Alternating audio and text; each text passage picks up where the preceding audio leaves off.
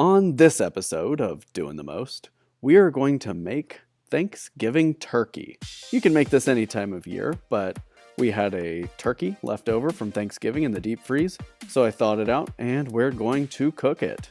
Note, you'll want to start this process a little bit ahead of time by thawing your turkey before we brine it.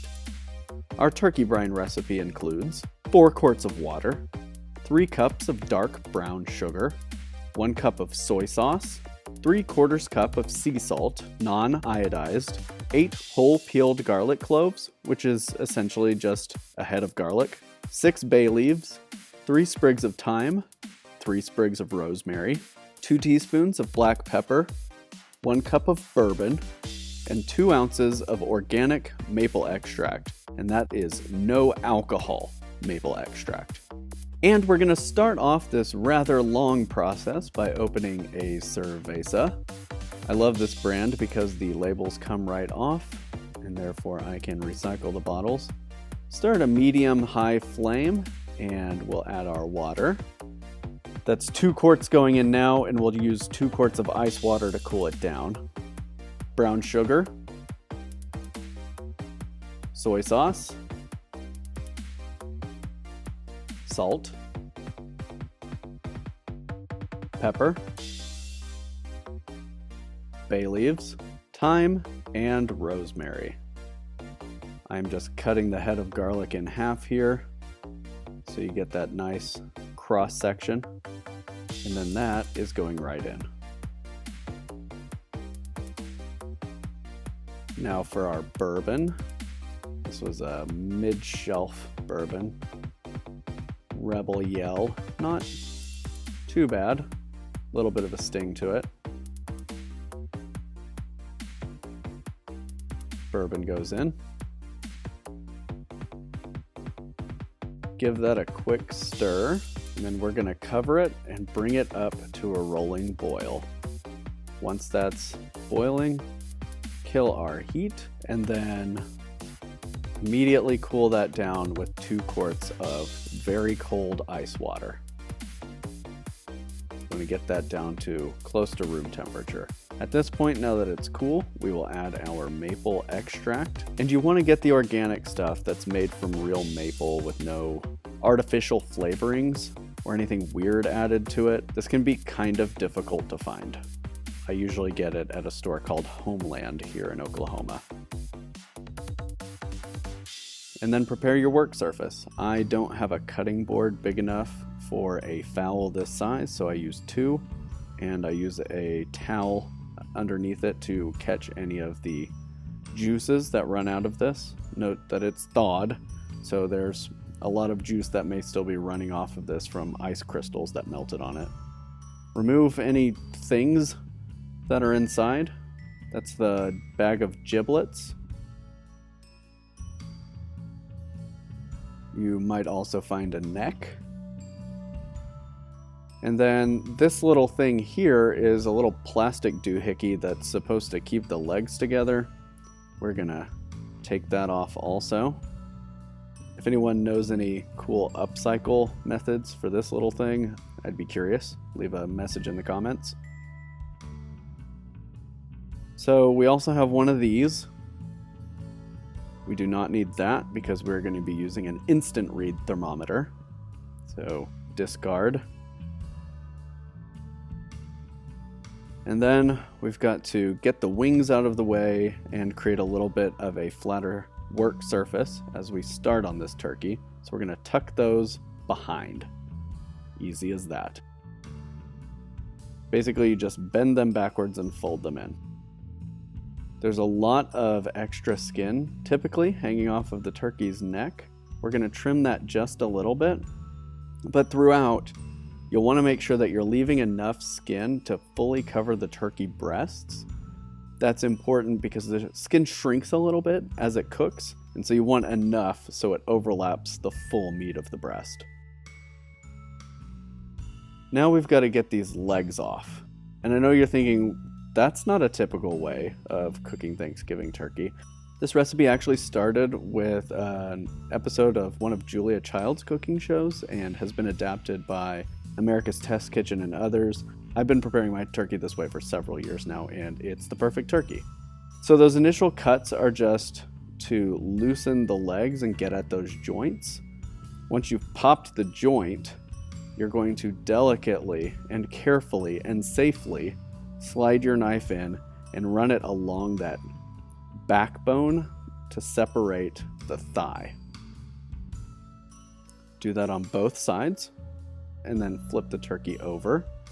Now that you've got some separation between those joints, you can run your knife along the inside of the hip of the turkey to remove the thigh completely, running your knife basically along the inside of the turkey and through where that joint is. Repeat on the other side. And now you've got some pretty legs. We'll work a little bit with those later. Flip our bird over again, and we're going to be removing the backbone. Generally, I do this in a couple of pieces because I'm going to be using these to make stock, and they will fit in my pressure cooker best this way. So the first piece comes off pretty easily. This part that connects up to the neck is a little bit more difficult to remove. So we're gonna pry that back as best we can, and then you'll have to run a knife along the inside. You'll see a couple of bones that will guide your knife, and just separate that down until you get to the neck, which you can slice right through. Beautiful.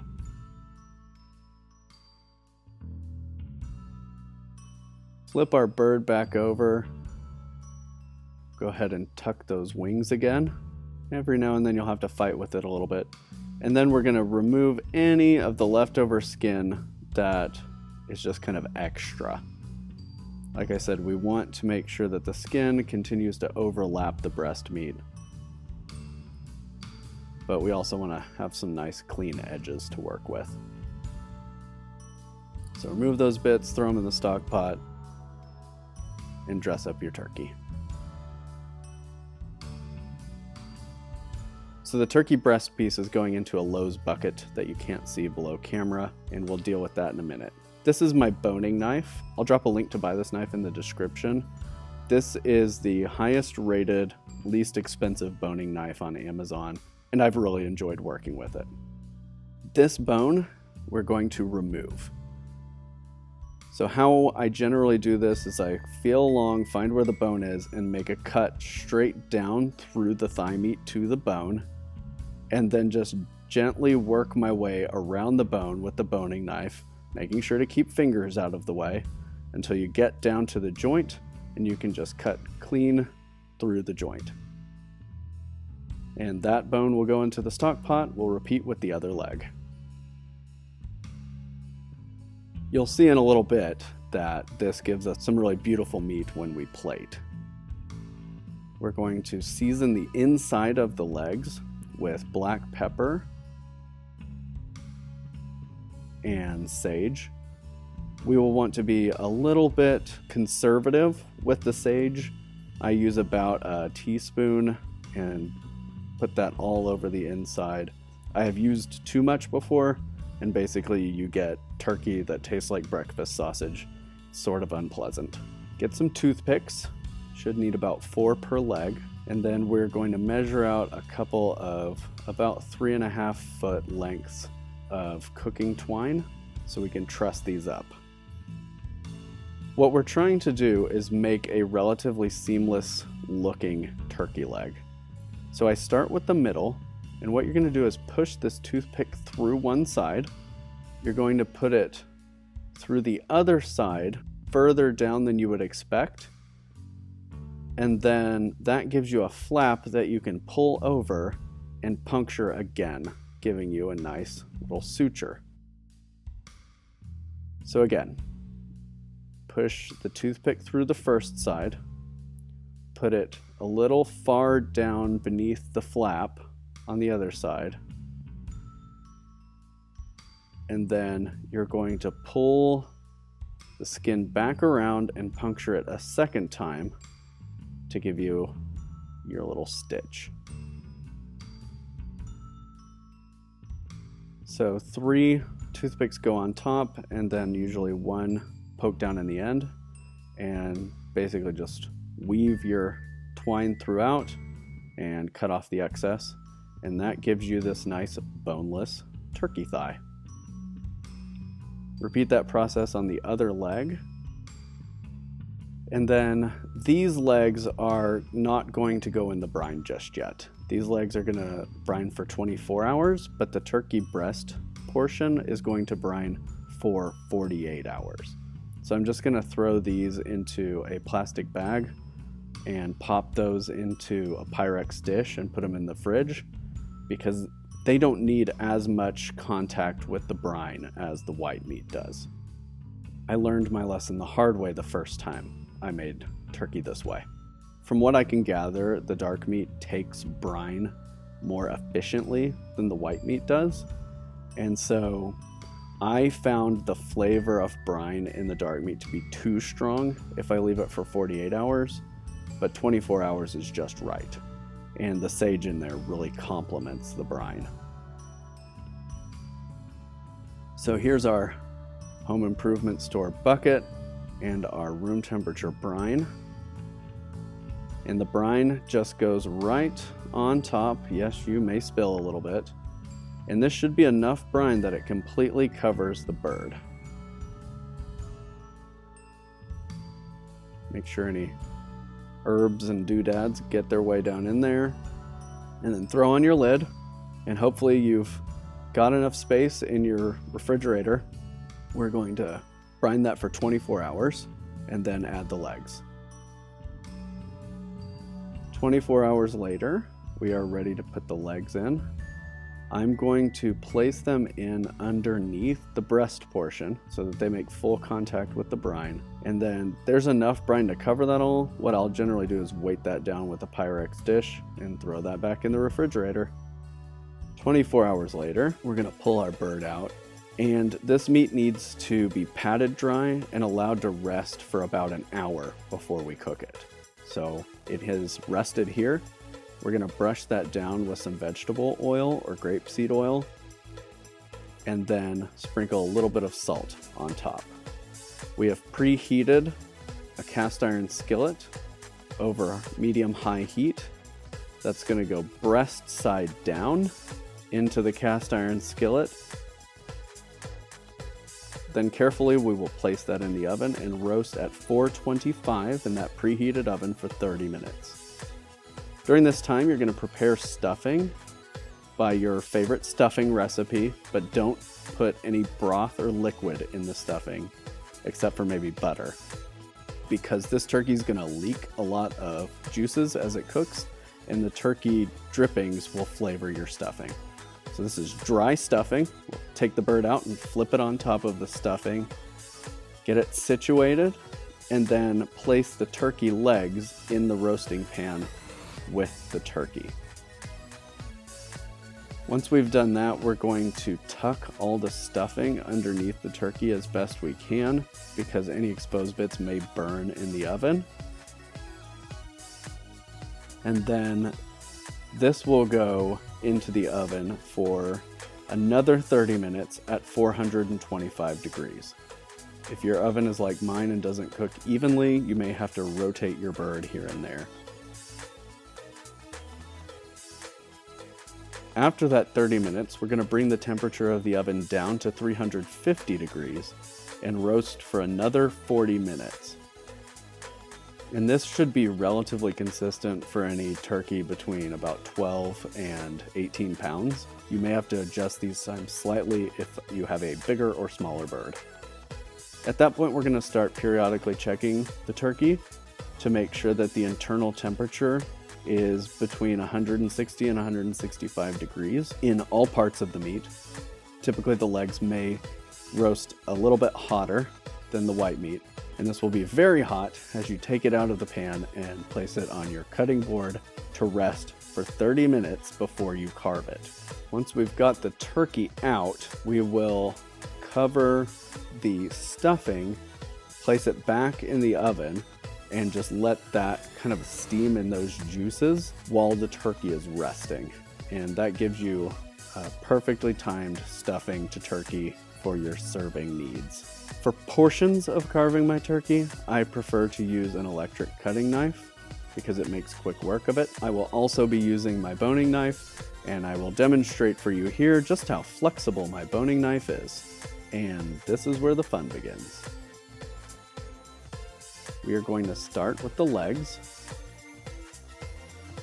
and just quickly remove the toothpicks and twine. Flip those back over, and you're going to cut the thighs into little ringlets. And these look super cool and are very convenient. And I think the best part of this is that they fit perfectly on a hot roll, so you can make a little turkey and mashed potato sandwich. It's literally my favorite thing.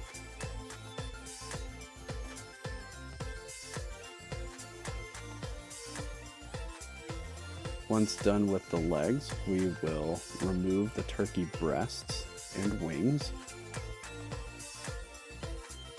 Make sure that the skin is making contact as best as possible with the meat. Sometimes it will kind of steam up a little bit in the oven. And then you're feeling for the breastbone, that little plate that runs down the middle. You're going to run your knife along one side of that to remove the breast meat.